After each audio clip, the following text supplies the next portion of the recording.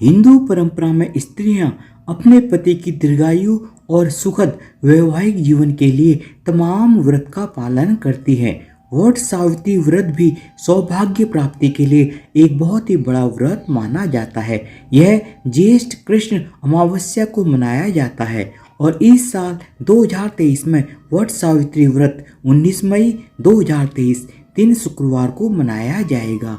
इसके साथ सत्यवान सावित्री की कथा जुड़ी हुई है, जिसमें सावित्री अपनी चतुराई से यमराज को मात देकर सत्यवान के प्राण बचाती है। इस व्रत को करने से सुखद और संपन्न दाम्पत्य जीवन का वरदान मिलता है। क्यों होती है वट वृक्ष की पूजा? वट वृक्ष में ब्रह्मा, विष्णु, महेश त्रिदेवों का वास होता है। बरगद के तने में भगवान विष्णु का वास माना जाता है। जड़ में ब्रह्मदेव का वास माना जाता है। शाखाओं में भगवान शिव का वास होता है। वट की लटकती शाखाओं को सावित्री स्वरूप मानते हैं, इसलिए ये पूरा पेड़ पूजनीय हो जाता है। वट वृक्ष लंबे समय तक अक्षय रहता है, इसलिए इसे अक्षय वट भी कहते हैं। यही कारण है कि हिंदू धर्म में इस वृक्ष को पूजनीय माना गया है। वट वृक्ष की पूजा से लाभ। शास्त्रों में वट वृक्ष की पूजा का विधान बताया गया है। वट वृक्ष की पूजा से सौभाग्य की प्राप्ति होती है, स्थायी धन और सुख शांति की प्राप्ति होती है, जीवन में खुशहाली और संपन्नता आती है। वट सावित्री व्रत 2023 का शुभ मुहूर्त। हिंदू पंचांग के अनुसार वट सावित्री व्रत ज्येष्ठ माह के कृष्ण पक्ष की अमावस्या तिथि को मनाई जाती है और इस बार अमावस्या तिथि की शुरुआत 18 मई 2023 दिन गुरुवार को रात 9:42 पर होगी और इसका समापन 19 मई 2023 दिन शुक्रवार को रात 9:22 पर होगा। उदया तिथि के अनुसार वट सावित्री का व्रत 19 मई 2023 दिन शुक्रवार को रखा जाएगा। वट सावित्री व्रत की पूजन विधि। सुबह स्नान करके निर्जल रहकर इस पूजा का संकल्प लें। वट वृक्ष के नीचे सावित्री, सत्यवान और यमराज की मूर्ति स्थापित करें। वट वृक्ष की जड़ में जल डालें। फूल, धूप और मिष्टान से वट वृक्ष की पूजा करें। कच्चा सूत लेकर वट वृक्ष की परिक्रमा करते जाएं और सूत तने में लपेटते जाएं। कम से कम 7 बार परिक्रमा करें। हाथ में भीगा चना लेकर सावित्री, सत्यवान की कथा सुनें।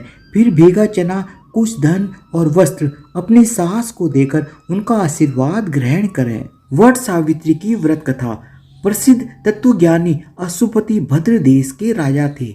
उनको संतान सुख नहीं प्राप्त था। इसके लिए उन्होंने 18 वर्ष तक कठोर तपस्या की, जिसके उपरांत सावित्री देवी ने कन्या प्राप्ति का वरदान दिया।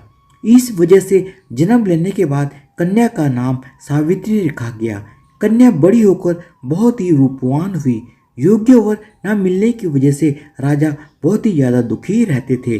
राजा ने कन्या को खुद वर खोजने के लिए भेजा। जंगल में उसकी मुलाकात सत्यवान से हुई।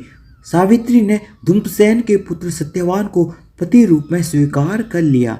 इस घटना की जानकारी के बाद ऋषि नारद जी ने अशुपति से सत्यवान की अल्प आयु के बारे में बताया।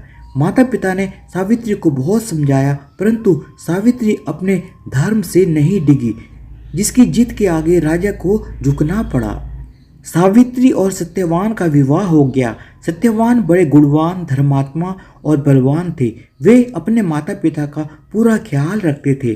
सावित्री राजमहल छोड़कर जंगल की कुटिया में ही आ गई थी। उन्होंने वस्त्र आभूषणों को त्याग दिया था और अपने सास ससुर की सेवा करती रहती थी। सत्यवान की मृत्यु का दिन निकट आ गया। नारद ने सावित्री को पहले ही सत्यवान की मृत्यु के दिन के बारे में बताया था। समय नजदीक आने से सावित्री अधीर होने लगी। उन्होंने 3 दिन पहले से ही उपवास शुरू कर दिया। नारद मुनि के कहने पर पितरों का पूजन किया। प्रत्येक दिन की तरह ही सत्यवान भोजन बनाने के लिए जंगल में लकड़ियां काटने जाने लगा, तो सावित्री भी उनके साथ गई। वह सत्यवान के महाप्रयाण का दिन था। सत्यवान लकड़ी काटने पेड़ पर चढ़े, लेकिन सिर चकराने की वजह से नीचे उतर आए। सावित्री पति का सिर अपनी गोद में रखकर उन्हें सहलाने लगी। तभी यमराज आते दिखे, जो सत्यवान के प्राण लेकर जाने लगे। सावित्री भी यमराज के पीछे पीछे जाने लगी। उन्होंने बहुत मना किया, परंतु सावित्री ने कहा कि जहाँ मेरे पतिदेव जाते हैं वहाँ मुझे जाना ही चाहिए। बार बार मना करने के बाद भी सावित्री पीछे पीछे चलती रही।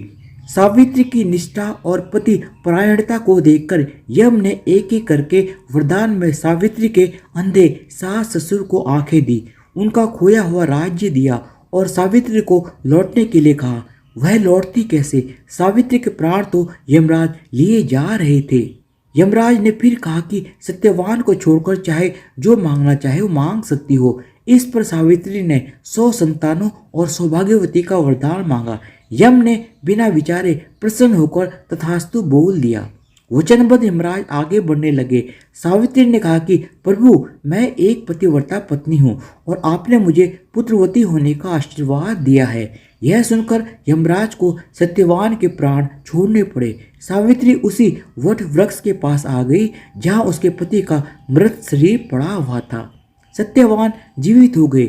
माता पिता को दिव्य ज्योति प्राप्त हो गई और उनका राज्य भी वापस मिल गया। इस प्रकार सावित्री सत्यवान चिरकाल तक राज्य सुख भोगते रहे। अतः पतिव्रता सावित्री की तरह ही अपने सास ससुर का उचित पूजन करने के साथ ही अन्य विधियों को प्रारंभ करें। वट सावित्री व्रत करने और इस कथा को सुनने से व्रत रखने वाले के वैवाहिक जीवन के सभी संकट टल जाते हैं। धन्यवाद। आप सबको वट सावित्री व्रत 2023 की बहुत बहुत शुभकामनाएं और प्लीज़ मेरे चैनल को सब्सक्राइब भी कर दीजिएगा विद बेल आइकन, ताकि मैं जो भी नया वीडियो डालूं उसका नोटिफिकेशन आपको मिल जाए। धन्यवाद।